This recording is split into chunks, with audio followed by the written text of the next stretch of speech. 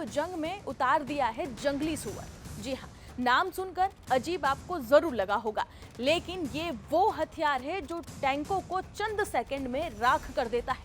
America ने Iran के खिलाफ अब 50 साल पुराने A-10 वर्थॉग को मैदान में उतार दिया है। सवाल ये है कि इतने मॉडर्न F-35 और B-2 होने के बावजूद अमेरिका को जंगली सुअर की जरूरत क्यों पड़ी? क्या ये किसी बड़े जमीनी हमले का संकेत है? आइए विस्तार से जानते हैं इस रिपोर्ट में।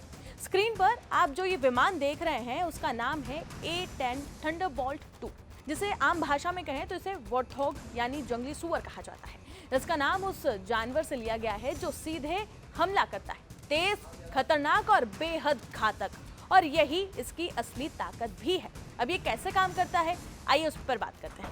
A-10 कोई हाई स्पीड फाइटर जेट नहीं है, ये एक क्लोज एयर सपोर्ट विमान है। मतलब कि ये जमीन के बेहद करीब उड़कर दुश्मन के टैंक, बंकर और बोट्स को निशाना बनाता है। इसकी सबसे खतरनाक ताकत है इसकी gun, 30 mm GAU-8 Avenger cannon, जो कुछ ही सेकंड में टैंक को चीर कर रख देती है और इसी वजह से इसे टैंक किलर भी कहा जाता है। अब आते हैं इसकी खासियत पर, यानी कि इसमें क्या क्या कुछ स्पेशल है। ये बहुत नीचे और धीमी गति से उड़ सकता है, दुश्मन के इलाके में गहराई तक जाकर हमला भी कर सकता है, और इसमें लगे हैं हाइड्रा रॉकेट, JDAM बम, मार्क 80 सीरीज बम, और सबसे बड़ी बात, इसकी बॉडी पर टाइटेनियम आर्मर है जिससे ये गोलियां लगने के बाद भी उड़ सकता है। यहाँ तक कि एक इंजन खराब हो जाए फिर भी ये सुरक्षित वापस लौट सकता है।